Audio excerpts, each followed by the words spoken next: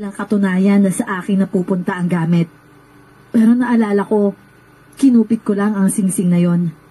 Binulis ako ang aking kamay para hindi niya makita.